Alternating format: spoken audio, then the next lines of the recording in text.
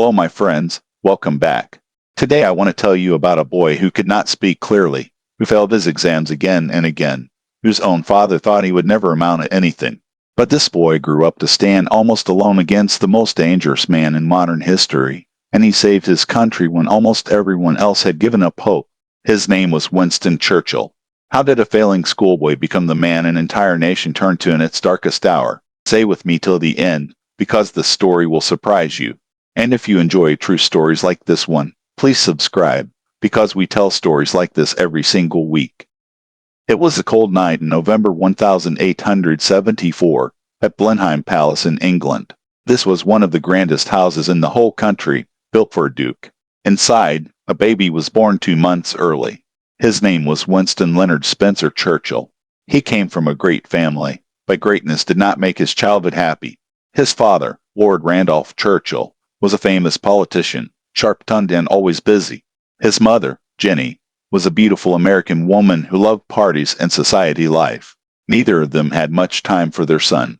Winston barely saw his parents. He waited for letters from his father that rarely came. He waited for visits from his mother that were often canceled. Instead, the person who truly loved him was his nanny, a woman named Elizabeth Everest. He called her "Wom." She hugged him. She listened to him. She was the only person who made him feel safe. Years later, Churchill would say that Mrs. Everest was his dearest and most intimate friend. A boy from one of the richest families in England, and the person who loved him most was his nanny. Life is strange that way. School was no better. Young Winston was sent away to boarding school when he was just 7 years old. He hated it. The teachers were strict, sometimes cruel. He struggled to learn Latin and mathematics. He was clumsy with words on paper, even though, one day, he would become one of the greatest speakers and writers in the English language. His school reports called him careless, unpunctual, and lacking in ambition. Imagine that. The boy who would one day inspire millions with his speeches could not even pass his exams as a child. He also had a stammer, a slight difficulty speaking certain words smoothly. Other boys teased him for it. He felt different. He felt like an outsider looking in. But underneath all of that, something was quietly growing. Winston loved history. He loved stories of battles and empires and brave men who never gave up. He collected toy soldiers, thousands of them, and arranged them into imaginary armies. He was already dreaming, in his own small world, of one day doing something great. When it was time to choose a path in life, Winston's father decided his son was not clever enough for university. So instead, young Winston was sent to a military academy called Sandhurst to train as a soldier. It took him 3 attempts just to pass the entrance exam. 3 attempts. But once he was there, something changed. For the first time, Winston found a subject he was naturally good at. He finished near the top of his class. He had found his place. After Sandhurst, he joined the army as a cavalry officer. But young Winston did not want a quiet, safe career. He wanted excitement. He wanted to prove himself. He used his family's connections to travel to wherever there was fighting in the world, because he believed that war was the fastest way for a young man to make his name. He went to Cuba to watch a rebellion. He went to India, where he fought on the dangerous northwest frontier. He went to Sudan, where he took part in one of the last great cavalry charges in British history, riding on horseback directly into enemy gunfire at the Battle of Omdurman. Bullets flew past him. Men died all around him. But Winston survived, and he wrote about it. He sent reports back to newspapers in London, and people started to notice his name. Then, in 1899, something happened that made Winston Churchill famous across the entire British Empire, and this is where the story gets really interesting. Churchill traveled to South Africa as a journalist to cover the Boer War. Very early in the conflict, the armored train he was traveling on was ambushed. Churchill helped clear the tracks under heavy fire, showing real courage, but he was captured by enemy soldiers and thrown into a prisoner of war camp. Now, most men in his position would have waited quietly for the war to end. Not Winston. He began planning an escape almost immediately. One night, he climbed over a wall when the guards were not looking, and he ran. He had no map. He barely spoke the local language. He had almost no money and no food. He was alone in enemy territory with soldiers actively hunting for him. For days, he hid, traveled by night, and eventually jumped onto a moving freight train, trusting his fate entirely to chance. Somehow, incredibly, He made it nearly 300 miles to safety in Portuguese territory. When the news reached Britain that Winston Churchill had escaped, he became an overnight sensation. Newspapers printed his story on their front pages. He returned home not as a struggling young officer anymore, but as a national hero. And he used that fame immediately. Just months later, in 1900, he was elected to Parliament. He was only 25 years old. Now, here's the thing most people don't realize about Churchill's political career. It was not one smooth rise to greatness. It was full of massive failures, public humiliation, and moments where his career should have ended completely. He rose quickly through government, becoming president of the Board of Trade, then Home Secretary, then, in 1911, First Lord of the Admiralty, the man in charge of the entire British Navy. He worked hard to modernize the fleet before the First World War began, and when war did break out in 1914, many believed he was the man who could help win it. But then came Gallipoli.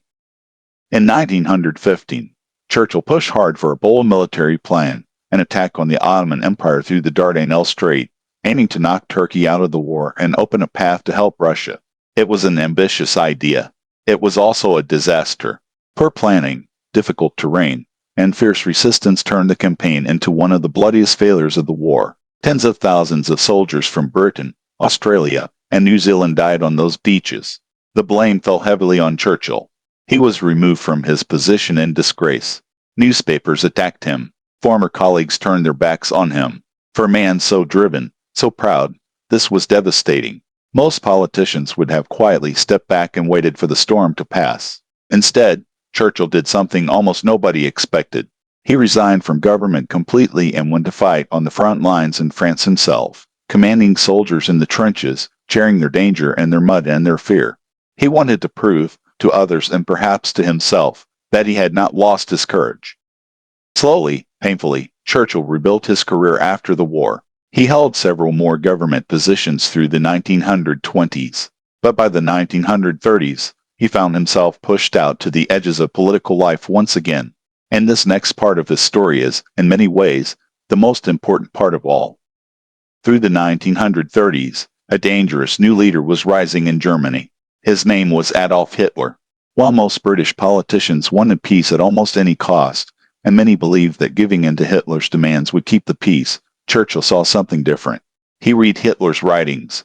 He studied German rearmament. And he became convinced, with total certainty, that Hitler was building toward war and that Britain needed to prepare immediately. He stood up in Parliament, again and again, warning about the danger. And here is the hard truth. Almost nobody listened. Politicians called him a warmonger. They said he was obsessed, dramatic, out of touch, a man chasing past glories who could not accept that his best days were behind him. For nearly 10 years, Churchill was pushed to the margins of British politics. No major government job, no real power, just a lonely voice warning about a storm that most people refused to see coming. Imagine being right, completely right, about the most important danger of your generation, and being mocked for it, year after year after year. That is what those years were like for Winston Churchill. But he never stopped speaking. He never softened his warning to be more popular. He kept saying the uncomfortable truth, even when it cost him almost everything politically. Then, in September 1939, Germany invaded Poland, and the Second World War began exactly as Churchill had predicted. Suddenly, the man everyone had dismissed for a decade did not look foolish anymore. He looked like the only person who had been telling the truth all along. He was brought back into government immediately as First Lord of the Admiralty once more. And then, in May 1940, everything changed. It was a tense afternoon in London, the 10th of May, 1940. Germany had just launched a massive invasion of Western Europe. The British government was in crisis. The current Prime Minister, Neville Chamberlain, who had tried so hard to avoid war through peace agreements, had lost the confidence of Parliament. Britain needed a new leader, urgently, in the middle of the most dangerous moment in its modern history. And the man they turned to, the only man many believed could hold the country together, was 65-year-old Winston Churchill. He became Prime Minister on the very day the German invasion began. He later wrote that he felt, in that moment, as if he was walking with destiny, and that all his past life had been a preparation for this hour. He took power at the worst possible time imaginable. Within weeks, France was collapsing. British and French soldiers were trapped on the beaches of a small French town called Dunkirk, surrounded by the German army, with the sea behind them and the enemy in front. It looked like total disaster, the possible destruction of the entire British army in just days. But through a massive rescue effort involving warships and hundreds of small civilian boats, over 300,000 soldiers were pulled off those beaches and brought home. It was not a victory. Churchill was honest about that. But it was survival, and survival meant Britain could keep fighting. And this is where Churchill did something that changed the course of history. Many powerful voices in the British government, exhausted and afraid, quietly suggested that Britain should try to negotiate some kind of peace deal with Hitler. It seemed, to some, like the only sensible option. Germany had conquered most of Europe. Britain stood almost completely alone. Churchill refused. He stood in front of Parliament and gave a speech that history has never forgotten. He said Britain would fight on the beaches, fight on the landing grounds, fight in the fields and in the streets, fight in the hills, and would never surrender. Those words were not just political theater. They were a declaration that one man, standing almost alone against overwhelming pressure, chose defiance over surrender when giving up would have been so much easier and so much safer.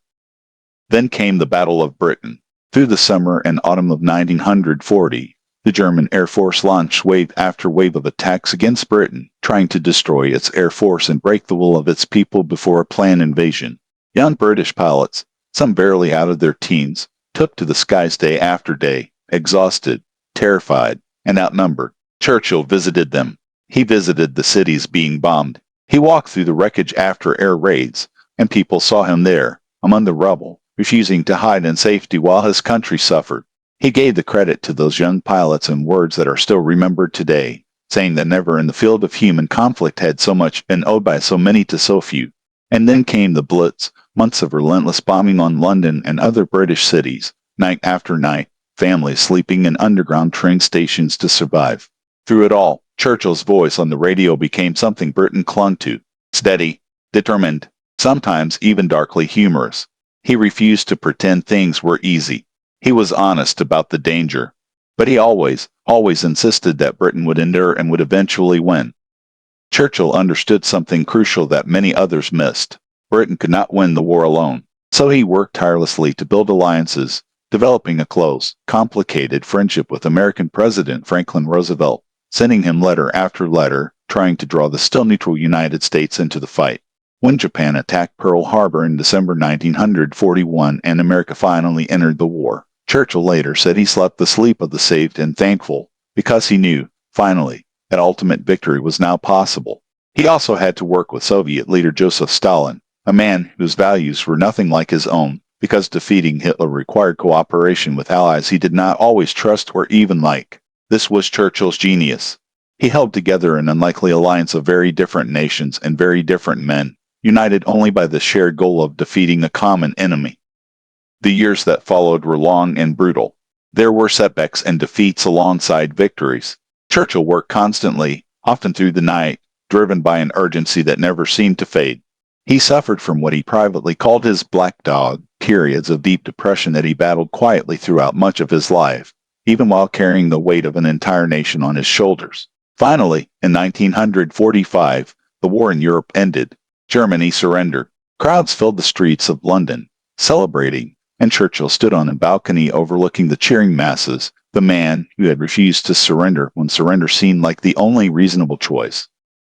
And then, just weeks after this greatest of victories, something happened that shocked the entire world. A general election was held in Britain, and Winston Churchill, the man who had just led his country through its darkest and most dangerous hour, was voted out of office. The British people, exhausted by years of war and worried about jobs, housing, and rebuilding their lives, chose a different party to lead them into peacetime. Churchill was devastated. His own wife told him it might be a blessing in disguise. He famously replied that, at that moment, it seemed quite effectively disguised. It is one of the strangest and most humbling turns in political history. The man who saved his country was, almost immediately afterward, told by that same country that they no longer wanted him leading it. But Churchill was not finished. Even out of power, his voice still carried enormous weight around the world. In 1946, he traveled to Fulton, Missouri, in the United States, and delivered another speech that would shape the decades to come. He warned that an Iron Curtain had descended across Europe, dividing free nations from those now controlled by the Soviet Union. Many at the time thought his words were too harsh, too alarming, coming so soon after the war. But once again, history proved Churchill right. The term Iron Curtain became one of the defining phrases of the entire Cold War that followed. In 1951, 6 years after his surprising defeat, the British people brought Winston Churchill back. He became Prime Minister once again, at 76 years old, at a time when most men his age had long since retired. He served for 4 more years, navigating a changed world, one now shadowed by nuclear weapons and a new kind of global tension. His health, however, was declining. He suffered strokes that he tried, sometimes successfully, to hide from the public. Finally, in 1955, he stepped down as Prime Minister for the last time. Even then, his story was not over. In 1953, Churchill received the Nobel Prize in Literature, not for a single dramatic act, but for his mastery of historical and biographical writing, and for the brilliant speeches that had defended what he called the highest human values. Consider that for a moment. A man remembered mostly for war and politics was also one of the finest writers and orators of his century. In his later years, he also became a devoted painter, finding quiet peace at his canvas, capturing gardens and landscapes with the same intensity he once brought to Parliament. It was, perhaps, his way of finding stillness after a lifetime of storms. On the 24th of January, 1965, Winston Churchill died at his London home at the age of 90. It was, fittingly, exactly 70 years to the day after his own father had died. Britain gave him a state funeral, an honor usually reserved for royalty. Hundreds of thousands of people lined the streets of London in the freezing cold to watch his coffin pass. Dockworkers along the River Thames, tough men who rarely showed sentiment publicly, lowered their massive cranes in salute as his funeral barge passed by, a spontaneous gesture of respect from ordinary working people for the man who had once stood between their country and total defeat. World leaders from across the globe attended. It was one of the largest funerals in world history. So what can we really take from the life of Winston Churchill? Here was a boy who failed his exams, who struggled to speak clearly, who was neglected by his own parents. Here was a man who suffered devastating public failures, who was blamed for one of the worst military disasters of the First World War, who spent nearly a decade in the political wilderness, mocked and ignored while warning about a danger almost nobody else wanted to see. And yet, when his country needed him most, when giving up would have been the easy choice, when powerful people around him quietly suggested surrender, he refused. He stood firm, not because he was certain of victory, but because he believed some things mattered more than safety. That single quality, the refusal to surrender when surrender seemed sensible, is why his name is still remembered in Britain, in America, in Canada, in Australia, and around the world more than half a century after his death. Thank you so much for listening to this story today. If Winston Churchill's incredible journey moved you, please give this video a like and subscribe for more true stories of history's most remarkable figures. Tell me in the comments, which historical figure would you like me to tell you about next? And let me know, where in the world are you watching from today? I always love hearing from you. See you in the next story, my friend.